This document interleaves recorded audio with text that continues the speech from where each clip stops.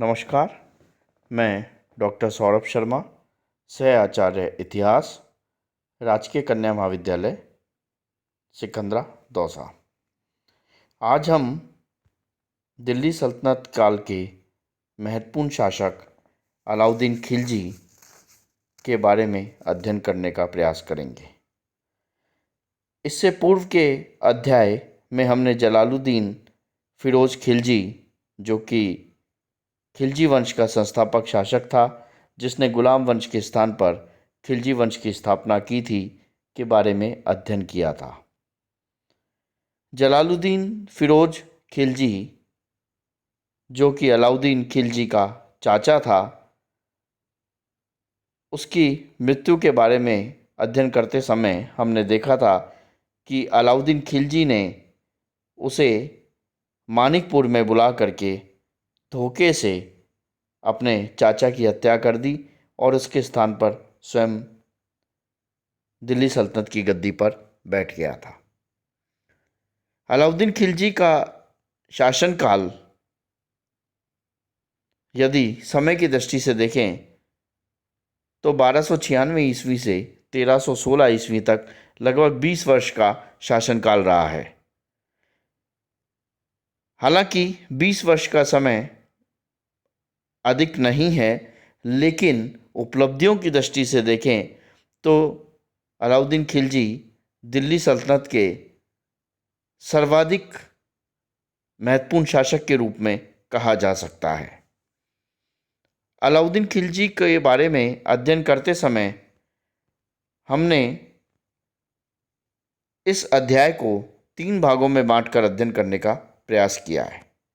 प्रथम भाग, जिसके बारे में आज हम अध्ययन कर रहे हैं, इसके अंतर्गत हम देखेंगे कि किस प्रकार अलाउद्दीन खिलजी दिल्ली सल्तनत के सिंहासन पर विराजमान होता है तथा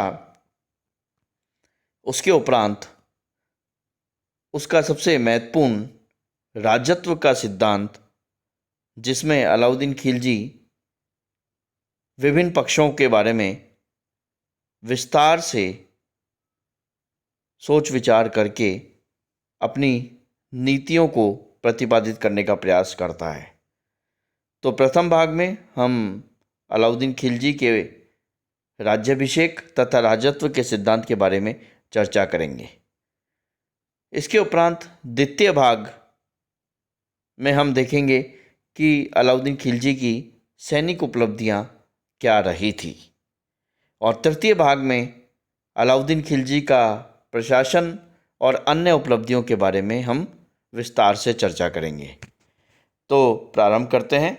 अलाउद्दीन खिलजी, जैसा कि अभी मैंने बताया कि 1296 ईस्वी से 1316 ईस्वी तक अलाउद्दीन खिलजी का शासनकाल माना जाता है। अलाउद्दीन का नाम अली गुरशाह था। इसने कई उपाधियां धारण की थी, जैसे सिकंदर ए सानी या सिकंदर द्वितीय या खलीफा का नायब आदि उपाधियां धारण की थी, क्योंकि यह सिकंदर के समान विश्व विजय का सपना देखा करता था और एक नवीन धर्म का प्रवर्तन भी करना चाहता था। हालांकि ये अपनी योजनाओं पर अमल नहीं कर पाया, लेकिन इसने इस तरह की उपाधियां धारण करने का प्रयास किया जो कि इसकी महत्वाकांक्षाओं को इंगित करती हैं। अमीर खुसरो ने अलाउद्दीन को युग का विजेता या विश्व का सुल्तान जैसी उपाधियां भी दी हैं। अलाउद्दीन, अभी हमने चर्चा की, अपने चाचा और उदार संरक्षक जलालुद्दीन फिरोज खिलजी की हत्या कर 19 जुलाई 1296 ईस्वी को स्वयं को मानिकपुर में सुल्तान घोषित कर देता है। हालांकि अलाउद्दीन स्वयं को सुल्तान घोषित कर देता है, लेकिन कुछ अमीर तथा जलालुद्दीन फिरोज खिलजी की पत्नी मलिक जहां अहमद चाप, जो कि अमीरों का नेता है, ये आपस में मिल कर के जलालुद्दीन फिरोज खिलजी के छोटे पुत्र कद्र खां को रुकनुद्दीन इब्राहिम के नाम से सुल्तान घोषित कर देते हैं। जलालुद्दीन का बड़ा पुत्र अरकली खां इस प्रकार की घोषणा का विरोध करता है और अपने अनुज रुकनुद्दीन इब्राहिम, जो कि उसका छोटा भाई है, उसके सिंहासन रोहण को चुनौती देता है। इस प्रकार से जलालुद्दीन फिरोज के वंशजों के समर्थक जो अमीर वर्ग हैं वो दो भागों में बंट जाते हैं और इन्हीं की फूट का फ़ायदा उठाकर अलाउद्दीन खिलजी दिल्ली की ओर बढ़ता है और रास्ते में दक्कन का धन लुटा करके जनता को प्रसन्न करता है और ज़्यादातर सैनिक जो कि जलालुद्दीन के वंशजों की सेना में थे उनको धन का लोभ देकर अपनी तरफ मिला लेता है। इस प्रकार बिना युद्ध करे ही उसको विजय प्राप्त हो जाती है। इस विजय के उपरांत 8 अक्टूबर 1296 ईस्वी को बलबन का द्वारा निर्मित लाल किले में स्वयं का पुनः राज्याभिषेक कर देता है। जब उसका पुनः राज्याभिषेक हो जाता है उसके उपरांत वह अपने प्रमुख प्रतिद्वंदियों अरकली खां, जो कि जलालुद्दीन फिरोज खिलजी का बड़ा पुत्र है, रुकनुद्दीन इब्राहिम, जो कि जलालुद्दीन फिरोज खिलजी का छोटा पुत्र है, जिसे सुल्तान घोषित किया गया है अमीरों द्वारा, अमीरों का नेता अहमद चाप तथा उलुग खां, इनको सभी को बंदी बनवा लेता है, अंधा करवा देता है तथा मलिके जहां, जो कि जलालुद्दीन फिरोज खिलजी की बेगम है, उसे भी बंदी बना लेता है। इस प्रकार अपने प्रमुख प्रतिद्वंदियों और विद्रोहियों का सबसे पहले दमन करता है, जिससे सुल्तान बनकर सुल्तान के रूप में शासन करने में उसकी राह में कोई बाधा नहीं रहे। जो सैनिक धन के लोभ के कारण इब्राहिम की सेना को छोड़ करके अलाउद्दीन खिलजी की ओर आकर के मिल गए थे, उन सैनिक और अधिकारियों को अलाउद्दीन खिलजी दंड देता है, क्योंकि विश्वासघातियों से काम कराना और उसके उपरांत उनको दंड देना इसकी नीति का प्रमुख अंग था। जब अलाउद्दीन सुल्तान बनता है तो उसके प्रारंभिक वर्षों में ही उसे बहुत सारे विद्रोहों का सामना करना पड़ता है, जैसे नव मुस्लिम विद्रोह, अकद खां का विद्रोह, मंगू खां का विद्रोह, हाजी मौला का विद्रोह। लेकिन अलाउद्दीन अपनी सूझबूझ और सैनिक शक्ति के द्वारा इन सभी विद्रोहों का दमन कर देता है। अलाउद्दीन का राजत्व का सिद्धांत। बलबन ने जो राजत्व का सिद्धांत दिया था उसी को अलाउद्दीन खिलजी और अधिक पुष्ट और स्पष्ट करता है। अलाउद्दीन भी बलबन के समान दैविक अधिकार तथा निरंकुशता के सिद्धांत का पक्षधर था।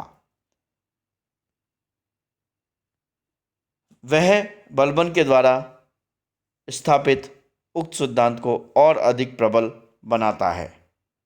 उसके अनुसार सुल्तान का पद प्राप्त करने का अधिकार उसी का है जो अपने बाहुबल से सत्ता पर अधिकार कर लेता है। यानी यहाँ पर हम ये देखेंगे कि अलाउद्दीन खिलजी के द्वारा जलालुद्दीन फिरोज खिलजी की हत्या करके जिस प्रकार गद्दी हासिल की गई थी, वह इस सिद्धांत के द्वारा अपनी सत्ता पर अधिकार के दावे को सही सिद्ध करने का प्रयास कर रहा है।